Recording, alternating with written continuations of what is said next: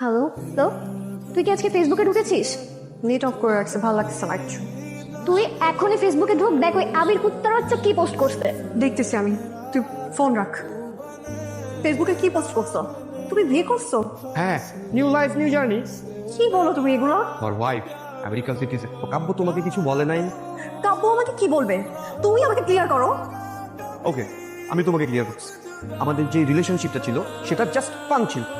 তোমার প্রতি আমার কোনো রকমের কোনো ইমোশনই ক্রিয়েট হয় না। আর ওই টেক্সটের কথা বলতেছো না, টেক্সটগুলো তো সব কাব্য পাঠিয়েছে আমার ফোন থেকে। কেন কাব্য তোমার কিছুই বলে নাই? চিটার আর ইমোশন নিয়ে কেন খেললেন? ওয়াই? সুন্দর সুন্দর টেক্সট, কবিতা, এগুলোকে ভালোবাসা করছে আমি। কখনো দিনও তাদেরকে করবো না।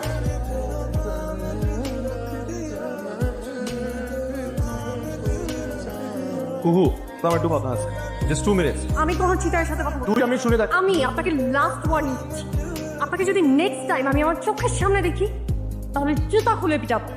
মাইন্ড। যে শিল্পীর জীবনে দুঃখ আসে না তার সৃষ্টিতে কখনো আগুন জ্বলে না। তুই এই গান রেকর্ড করবি, রিলিজের সব ব্যবস্থা আমি করব। কোথাও ঘুরতে যাব, তুই যাবি? কাব্যের গান শুনে পালাচ্ছেন জানি, কবে চেনা চেনা লাগছে। তো তুমি ইন্টার ফার্স্ট ইয়ার, ও তখন অনার্স সেকেন্ড ইয়ার, আমি আদুঘাট। তোমার কলেজে যাওয়ার পথে প্রতিদিন দাঁড়িয়ে থাকতো, একবার তোমাকে দেখাতো, ভালোবাসতো তোমার, কিন্তু সাহস করে কখনো সামনে বলতে পারিনি। ওই ডায়েরি ভর্তি শুধু তোমার গল্প। তারপর একদিন অনেক সাহস, কিন্তু সেদিন তোমরা এলাকা পাল্টে চলে গেলে। এত বছর পর যখন তোমাকে দেখলো তখন তুমি ওর ফ্রেন্ডের গার্লফ্রেন্ড, কষ্টে নিজের ভালোবাসা চেপে রেখেছে। কিন্তু বিশ্বাস করো কুহু, সে যে মেসেজগুলো লিখেছে তার একটু মিথ্যা না, সবগুলো তোমাকে ভালোবেসেই লিখেছে।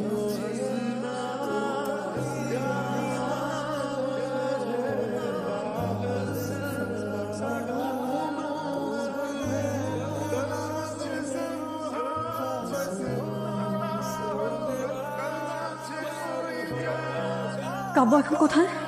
ভাই তো রাজশাহী একটা শো করতে গেছে।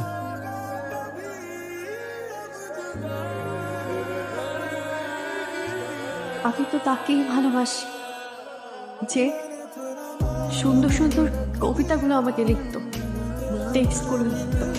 আমি তো তাকেই ভালোবাসি। অনেকবার বলতে চেয়েছি, পাইনি তোমার অনুমতি।